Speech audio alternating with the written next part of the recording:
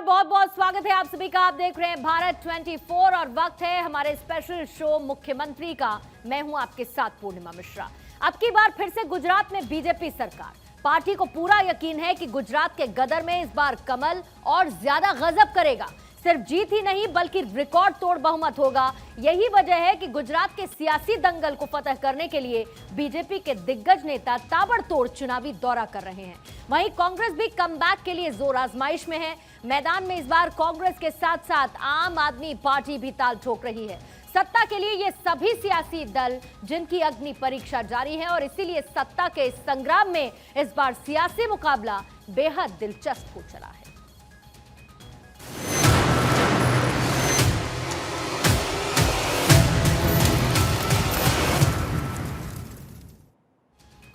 गुजरात में होने वाले विधानसभा चुनाव को लेकर Bharatiya Janata party full action में है। बीजेपी के चाणक्य यानी कि अमित शाह पहले से गुजरात के रण में प्रचार अभियान में जुटे हैं और आज ही से प्रधानमंत्री नरेंद्र मोदी ने खुद कमान संभालने की तैयारी कर ली है। प्रधानमंत्री मोदी गुजरात में 3 दिन तक रहने वाले हैं और इस दौरान 8 रैलियों के जरिए वो लोगों को साधते हुए नजर आएंगे। અમે તો ગુજરાતનું ભાગ્ય બદલવા માટે પસીનો પાડવાનું વ્રત કરીને નીકળેલા લોકો છીએ અને જરૂરત પડે તો જિંદગી ખપાવી દેવા માટે નીકળેલા લોકો છીએ। गुजरात के सियासी मैदान में पीएम मोदी की दमदार एंट्री। गुजरात में 3 दिन तक मैराथन रैलियां करेंगे मोदी। सौराष्ट्र और दक्षिण गुजरात को साधेंगे पीएम मोदी। बात जब गुजरात की हो तो मोदी का मैजिक भला कैसे न चले। ऊपर से चुनावी वार तो मोदी की प्रेजेंट मस्त हो जाती है।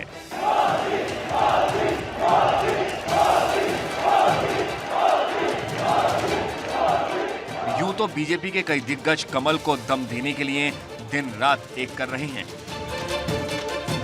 लेकिन अब गुजरात के वॉर में मोदी की एंट्री हो रही है। खुद पीएम मोदी आज से गुजरात के चुनावी मैदान में फुल एक्शन में रहेंगे।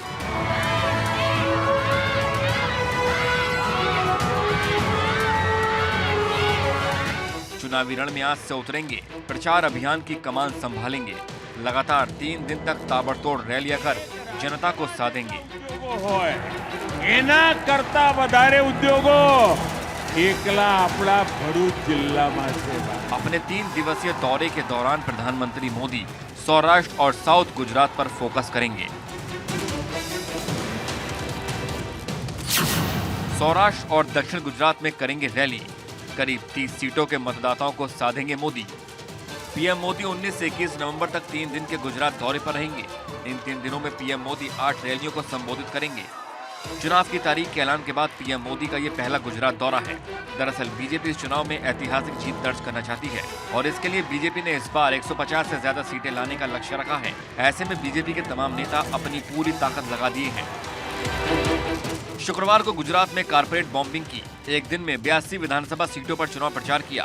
विपक्ष को आड़े हाथों लिया। आ मांगनी थी आज 24 कलाक बिजली बापू मळे जाए नहीं बढ़ते।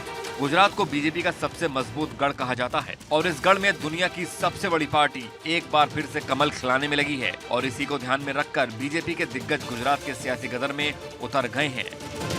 Bureau report, Bharat 24। प्रधानमंत्री मोदी आज से 21 नवंबर तक 3 दिन के गुजरात दौरे पर रहने वाले हैं और इन 3 दिन में प्रधानमंत्री मोदी 8 रैलियों को संबोधित करेंगे। जाहिर है इस संबोधन के जरिए वो गुजरात के विकास की बात करेंगे, वो जनता को साधने की कोशिश करेंगे। किस तरीके का प्लान प्रधानमंत्री मोदी का कैंपेनिंग को लेकर, उसकी तस्वीर आपके सामने रख देते हैं। 19 नवंबर को दमन से वापी तक का रोड शो प्रधानमंत्री करने वाले हैं, जिसकी तस्वीरें थोड़ी ही देर बाद आप भारत 24 पर भी देखेंगे। 19 नवंबर को गुजरात के वलसाड प्रधानमंत्री मोदी पहुंचेंगे और 19 नवंबर को शाम 7:30 बजे यानी कि अब से लगभग 1.5 घंटे बाद वलसाड में उनकी एक जनसभा होने वाली है। 20 नवंबर सुबह 10:15 बजे यानी कि कल सुबह 10:15 बजे सोमनाथ मंदिर में प्रधानमंत्री पहुंचेंगे और वहां पर पूजा अर्चना करेंगे। 20 नवंबर को सुबह 11 बजे वेरावल में उनकी एक रैली होने वाली है। जाहिर है कि इस रैली में भी बड़ी भीड़ जुटने की संभावना नजर आ रही है और कल ही दोपहर 12:45 पर धोराजी में प्रधानमंत्री की एक रैली होने वाली है। 20 नवंबर को दोपहर 2:30 बजे अमरेली में रैली करने वाले हैं प्रधानमंत्री और कल ही शाम को 4:15 बजे बोटाद में जनसभा को संबोधित करेंगे।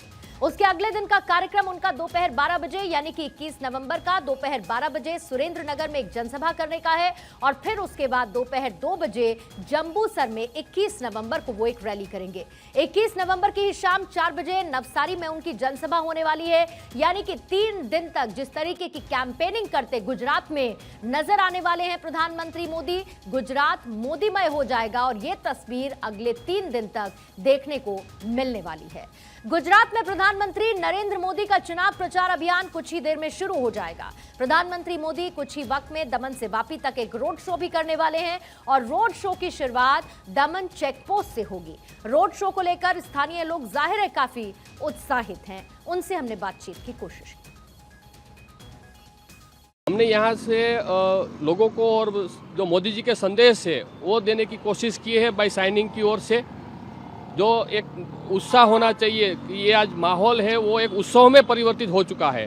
तो पूरे चला के लोगों को आज इतना उत्साह है कि सब ने अपने अपने स्वैच्छिक रजा घोषित कर दी है और ये पूरी तैयारी में और मोदी जी के स्वागत के लिए तैयार है आज सब।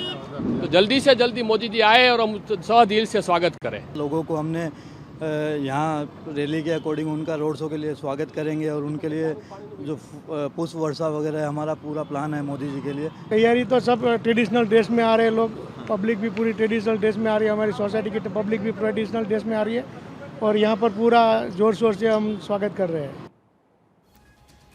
तो वैसे तो गुजरात बीजेपी का अभेद्य किला है। बीजेपी बीते 2.5 दशक से यहां पर लगातार जीतती आ रही है और पार्टी एक बार फिर से चुनावी मैदान में ताल ठोक रही है। इस बार बीजेपी का इरादा रिकॉर्ड सीटों से जीतने का है और इसके लिए बीजेपी ने बाकायदा अपना लक्ष्य भी तय कर लिया है और इसी को ध्यान में रखकर बीजेपी की रणनीति भी बन रही है। ऐसे में आपको 2002 के बाद के आंकड़े के जरिए यह भी बता देते हैं कि गुजरात कैसे बीजेपी का मजबूत गढ़ है।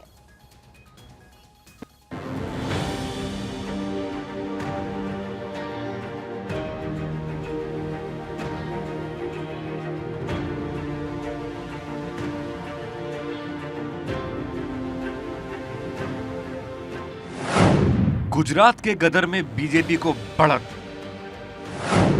सबसे बड़ी पार्टी को मिलेगी सबसे बड़ी जीत।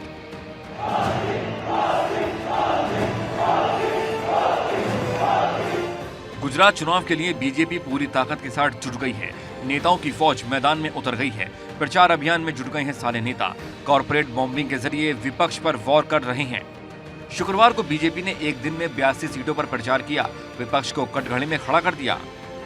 बीजेपी की रणनीति है कि इस चुनाव में अपना सर्वश्रेष्ठ प्रदर्शन दें, सारे रिकॉर्ड को तोड़ दें, वोट शेयर को 50% से ज्यादा पहुंचा दें। आगे क्या होगा ये तो रिजल्ट के बाद ही पता चलेगा, लेकिन उससे पहले पिछले के चुनावी नतीजों पर नजर डालिए। 2007 से 2017 तक बीजेपी के वोट शेयरों को देखें तो 2002 में वोट शेयर था 49.85% और सीट थी 127। 2007 में वोट शेयर था 49.12%, सीटें थी 119 और 2012 में वोट शेयर था 48.85%, जबकि सीटें थी 115। वहीं 2017 की बात करें तो वोट शेयर था 49.50% और सीटें थी 99। वोट शेयर बता रहे हैं कि बीजेपी पिछले 4 चुनावों में 50% के करीब रही है, लेकिन इस बार पार्टी 50% से ज्यादा वोट शेयर चाहती है और इसके लिए छोटी से छोटी रणनीति बनाकर मैदान में विपक्ष को धाराशायी करने में लगी हुई है। हालांकि कांग्रेस भी चुनावी मैदान में हाथ पांव मार रही है, लेकिन अगर आंकड़ों पर नजर डालें तो तस्वीरें कुछ और तस्दीक कर रही हैं। कांग्रेस के वोट शेयर और सीटों पर नजर डालते हैं। कांग्रेस का वोट शेयर साल 2002 में 39.28% रहा, जबकि सीटें थी 51। वहीं 2007 में वोट शेयर रहा 38%, जबकि सीटें थी 52। 2012 में वोट शेयर रहा 38.93%, सीटें रहीं 61 और 2017 में 41.44%, जबकि सीटें थी 77। लेकिन इस बार के दंगल में आम आदमी पार्टी भी दांव लगा रही है और अपनी उपस्थिति दर्ज कराने में जुटी हुई है। हालांकि बीजेपी फिलहाल सबसे आगे चलते हुए दिख रही है। बीजेपी गुजराती गौरव और विकास को आगे बढ़ाकर चुनावी मैदान में है। कुछ दिन पहले प्रधानमंत्री मोदी ने गुजरात में बनव्यू 6 यानी मैंने इस गुजरात को बनाया है अभियान की शुरुआत की। और तो और बीजेपी ने पाटीदार और ओबीसी पर काफी जोर दिया। इसके अलावा बीजेपी में आदिवासी समुदाय को लुभाने के लिए पूरी कोशिश की और तो और आदिवासी समाज के कई कांग्रेसी नेताओं को अपने पाले में किया। ओबीसी समुदाय की संख्या 58 है, पाटीदारों की 45 है, लेउआ पाटीदारों की 25 है, कड़वा पाटीदारों की 20 है, कोली की 17 है, ठाकोर की 18 है, ब्राह्मण की 14 है, क्षत्रिय की 17 है, एससी की 13 है और एसटी की 28 संख्या है। आंकड़े और आकलन बता रहा है कि इस बार भी गुजरात के गदर में कमल की कोई काट नहीं है। हाथ की हवा टाइट है, झाड़ू का जादू चलता नहीं दिख रहा। वहीं बीजेपी ने चुनावी बिसात में टिकटों के बंटवारे से सभी समुदाय और वर्गों को साधने की कोशिश की है और पार्टी अपनी इस तकनीक में सफल होती भी दिख रही है। Bureau report, Bharat 24। गुजरात के रण में कांग्रेस के नेता राहुल गांधी भी कूदने वाले हैं। सोमवार को कांग्रेस के अभियान की शुरुआत सौराष्ट्र के राजकोट से वो करेंगे और चुनावी राज्य का राजनीतिक रूप से ये महत्वपूर्ण क्षेत्र माना जाता है। राजकोट का चुनाव महत्वपूर्ण है क्योंकि कांग्रेस ने 2017 के चुनाव में सौराष्ट्र क्षेत्र में पैठ बना ली थी। ये क्षेत्र जो गांधीनगर में सबसे अधिक विधायकों को भेजता है। इस इलाके में पाटीदार आंदोलन का काफी जोर दिखा था। साल 2017 में कांग्रेस ने हार्दिक पटेल के साथ गठबंधन किया था जो अब बीजेपी में शामिल हो गए हैं। तो सौराष्ट्र और कच्छ की हम बात कर रहे हैं जिससे आती हैं 54 सीटें। साल 2012 में कांग्रेस ने 16 सीटें जीती थी। साल 2017 में कांग्रेस ने 30 सीटें जीती थी। यानी कि इस इलाके में साल 2017 में कांग्रेस का प्रदर्शन बेहतरीन नजर आया था और यहीं से कैंपेनिंग करेंगे राहुल गांधी। गुजरात चुनाव में आम आदमी पार्टी को बड़ा झटका लग सकता है क्योंकि किसान नेता ने आम आदमी पार्टी पर अनाधिकृत लोगों के हस्ताक्षर करने की शिकायत की है। शिकायत में आरोप लगाया गया कि पार्टी संविधान से हटकर काम कर रही है।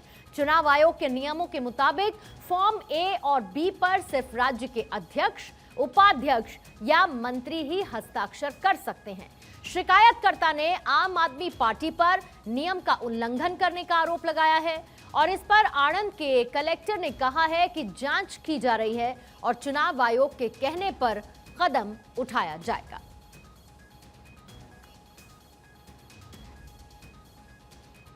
अब से उन्होंने हार्दिक भाई ने जो कंप्लेन हमारे सामने की है वो हमने रिटर्निंग ऑफिसर को भेज दी है और उसमें जो रिटर्निंग ऑफिसर स्टडी करके उसके हिसाब से इलेक्शन कमीशन ऑफ इंडिया की गाइडलाइन के हिसाब से वो देख लेंगे। उसमें इस मामले में आम आदमी से प्रतिक्रिया लेने की हमने काफी कोशिश की लेकिन गुजरात में आम आदमी पार्टी की तरफ से कोई भी बात करने के लिए तैयार नहीं है।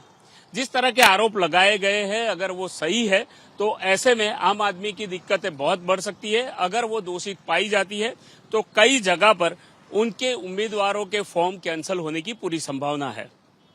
आनंद से सपन पटेल के साथ मनीष देसाई। तो भारत 24 गुजरात की हर एक सीट का विश्लेषण आप तक पहुंचा रहा है और ये विश्लेषण चुनाव एक्सपर्ट डॉक्टर कुमार गणेश ने भारत 24 के लिए किया है। तो आज हम जिस जिले का विश्लेषण करने वाले हैं वो है आणंद जिला और आपको ये भी बताएंगे कि आणंद जिले की किस सीट पर किस तरीके के हालात बनते हुए नजर आ रहे हैं। जो आणंद जिला है वहां पर बीजेपी 4 सीटों पर मजबूत स्थिति में नजर आती है। कांग्रेस 3 सीटों पर ज्यादा मजबूत दिखती है और अन्य के खाते में यहां 0 है। आइए आपको आणंद जिले की सीट के बारे में भी बता देते हैं और इसके साथ ये भी दिखाते हैं कि डॉक्टर कुमार गणेश ने किस सीट पर क्या विश्लेषण किया है और इसकी डिटेल्स भी आप देखिए। खंबात पर बीजेपी मजबूत नजर आएगी। बोरसद पर कांग्रेस का प्रदर्शन अच्छा रहेगा। आंकलाव में भी कांग्रेस का प्रदर्शन अच्छा रहेगा तो उमरेठ में भी कांग्रेस मजबूत नजर आएगी लेकिन आणंद में बीजेपी मजबूत दिखेगी। पेटलाद में भी बीजेपी का प्रदर्शन अच्छा रहेगा और सोजित्रा में भी बीजेपी का प्रदर्शन मजबूत नजर आएगा। आइए अब जरा डिटेल में एक एक सीट का विश्लेषण कर लेते हैं जो हमारे चुनाव एक्सपर्ट डॉक्टर गणेश का कहना है। सबसे पहले बात करेंगे खंबात सीट की।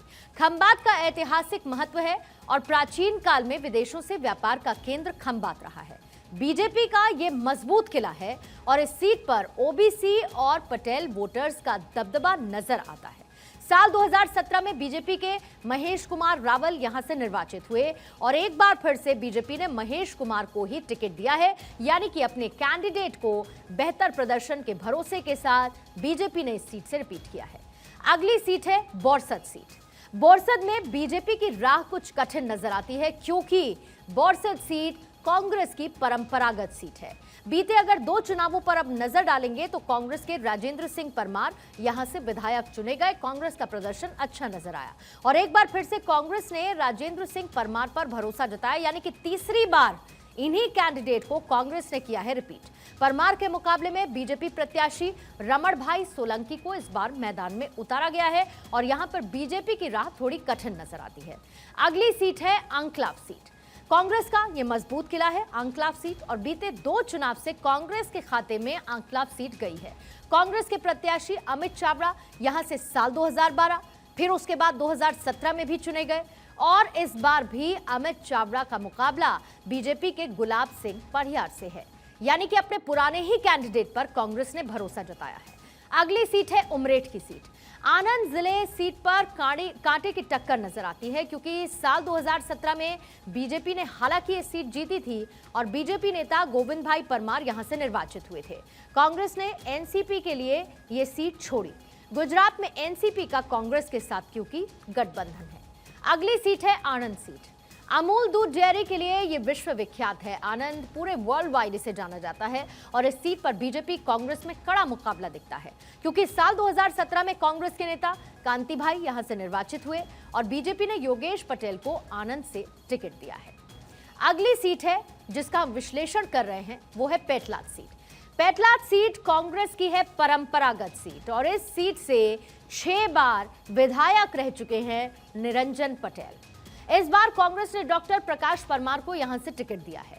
नाराज निरंजन पटेल ने कांग्रेस से इस्तीफा दे दिया। बीजेपी को इसका फायदा जरूर मिल सकता है।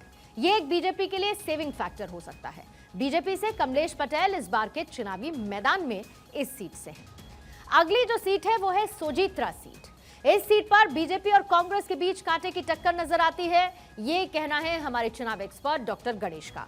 साल 2017 में कांग्रेस के नेता पूनम भाई परमार यहां से निर्वाचित हुए। इस बार फिर से पूनम भाई को ही कांग्रेस ने टिकट दिया है, तो बीजेपी की तरफ से विपुल भाई विनु भाई पटेल को मैदान में एज अ कैंडिडेट उतारा गया है। ये है आनंद जिले की तमाम सीटें और सीटवार विश्लेषण इस डिस्ट्रिक्ट का। और आइए अब आगे बढ़ते हैं, आपको आनंद जिले की रोचक जानकारियों के बारे में भी बता देते हैं कि आखिर ये क्यों विख्यात है, क्या है इसकी खास बात, यानी कि इससे जुड़े कुछ इंटरेस्टिंग फैक्ट्स और इससे जुड़ी जानकारियां। सबसे पहले हम इस जिले की बात करेंगे तो श्वेत क्रांति के शहर के रूप में ये विख्यात है। दूध की क्रांति के लिए ये मशहूर जगह है। देश में सहकारी मॉडल का जन्म स्थान इसी जगह को माना जाता है। इसके साथ ही सरदार वल्लभ भाई पटेल की कर्म भूमि है ये। आनंद का हिस्सा है सरदार पटेल का पैतृक गांव करमसद।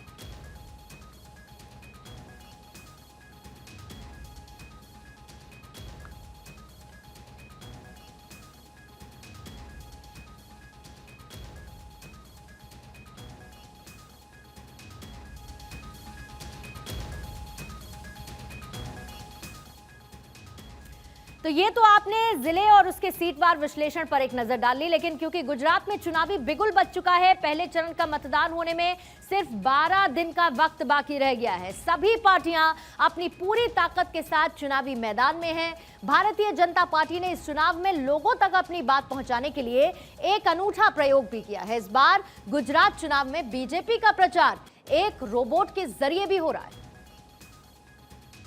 बीजेपी का अनोखा प्रचार अभियान, गुजरात चुनाव में रोबोट की एंट्री। गुजरात में पहले फेज के लिए प्रचार अभियान तेज होता जा रहा है। सभी पार्टियों ने अपनी पूरी ताकत चुनाव में झोंक दी है। प्रचार के दौरान उम्मीदवार नए नए तरकीब अपना रहे हैं। इसी बीच बीजेपी ने अनोखा तरीका अपनाया है। बीजेपी रोबोट के जरिए प्रचार कर रही है।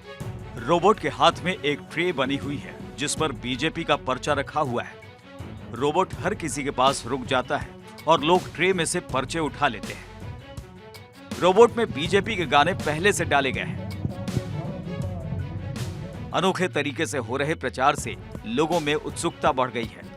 पार्टी का कहना है कि इस रोबोट को वो डोर टू डोर कैंपेन के लिए भी इस्तेमाल करने वाली है। ये रोबोट के द्वारा हम माध्यम से यहाँ जो विधानसभा हमारे कार्यालय में जो भी लोग आएंगे उसमें उसके बीच में जाएगा और सीधा पैम्पलेट देगा और पैम्पलेट देने के बाद ये स्पीकर के माध्यम से प्रचार भी करेगा। उसमें नडियाद विधानसभा का जो जो कार्य हमने किया है वो भी सब बोलेगा। जिन इलाकों में बीजेपी प्रचार के लिए रोबोट का प्रयोग कर रही है वहां ये आकर्षण का केंद्र बन रहा है। ऐसे में देखना होगा कि बीजेपी का ये अनोखा प्रचार कितने नए वोटर्स को अपने पाले में लाने में कामयाब होता है। Bureau report, Bharat 24। और आइए मुख्यमंत्री के अंतिम हिस्से में आपको दिखा देते हैं चुनाव से जुड़ी 24 खबरें फटाफट अंदाज में इलेक्शन 24 के जरिए। गुजरात चुनाव में आम आदमी पार्टी के लिए बीजेपी का mission zero, PM Modi Amit Shah बना रहे हैं रणनीति। गुजरात चुनाव के लिए प्रचार ने जोर पकड़ लिया है। गुजरात विधानसभा चुनाव के लिए प्रचार तेजी से होता नजर आ रहा है। सत्ताधारी भारतीय जनता पार्टी ने गुजरात के चुनावी रण में अमित शाह समेत दिग्गजों को उतार दिया। बीजेपी ने गुजरात चुनाव में 150 से अधिक सीटें जीतने का लक्ष्य निर्धारित किया।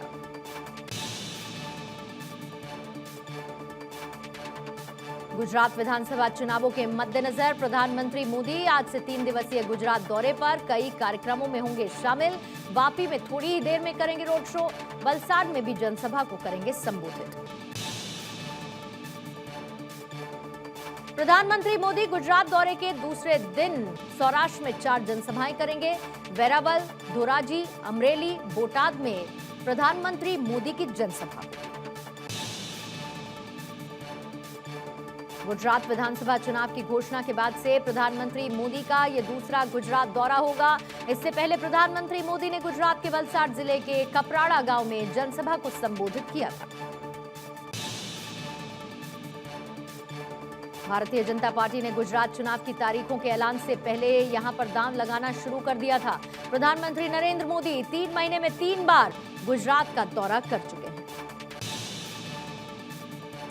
प्रधानमंत्री नरेंद्र मोदी का कल अमरेली में एक विशाल जनसभा का कार्यक्रम, तैयारियां जोरों पर। बीजेपी अमरेली जिले में 5 सीटों पर कब्जा करने की कोशिश में है। पिछले विधानसभा चुनाव में बीजेपी 5 से 5 सीटों पर हारने वाली। इस विधानसभा में बीजेपी को 5 सीटें मिली। कांग्रेस 27 साल से चला आ रहा सत्ता का वनवास खत्म करने की कोशिश में जुटी है। गुजरात में कांग्रेस ने चुनावी मैदान में राहुल को उतारने की तैयारी कर ली। मोदी और राहुल एक ही मैदान में करेंगे रैली। गुजरात चुनाव को लेकर अगली 21 तारीख को राहुल गांधी राजकोट में शास्त्री मैदान में जनसभा को करेंगे संबोधित। राहुल गांधी के आने की पूरी तैयारी की जानकारी दी कांग्रेस के रघु शर्मा ने। गुजरात चुनाव में राहुल गांधी 22 नवंबर को सौराष्ट्र के इलाकों में राहुल गांधी कर सकते हैं रैली। स्थानीय कांग्रेसी नेताओं ने की मांग। राहुल गांधी गुजरात चुनाव प्रचार से अब जुड़ेंगे।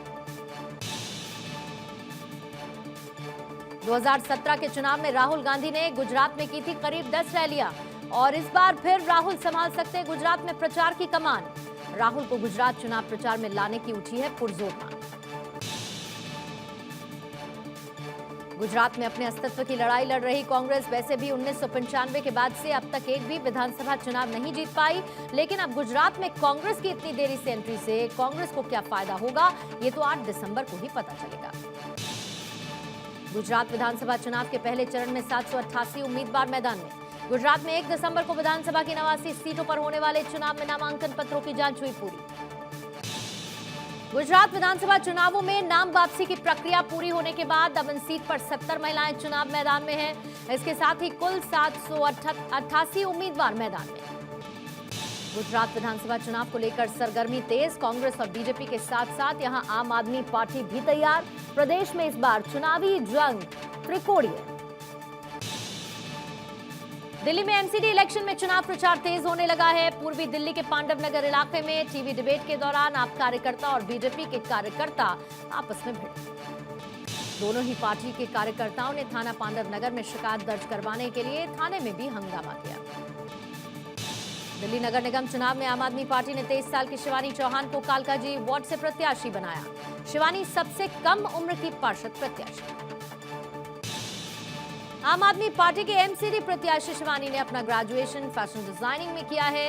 उन्होंने कहा वो वार्ड में सफाई, पार्किंग, टूटी सड़क उनके लिए बड़ा मुद्दा है। जीतने पर इन सबको वो दुरुस्त करेंगे। दिल्ली के विकासपुरी से आप विधायक महेंद्र यादव का जनता को धमकी देते हुए वीडियो आया सामने। कहा आप कैंडिडेट को वोट नहीं दिया तो नाली साफ नहीं करवाऊंगा।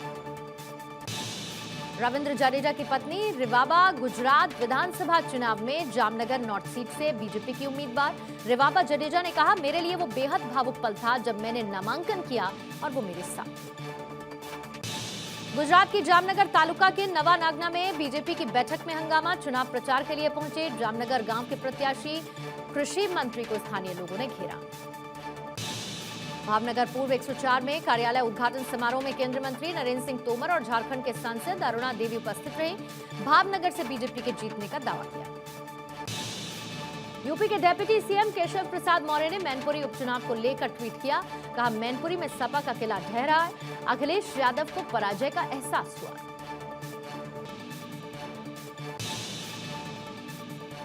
और इसी के साथ हमारी खास पेशकश में फिलहाल इतना ही।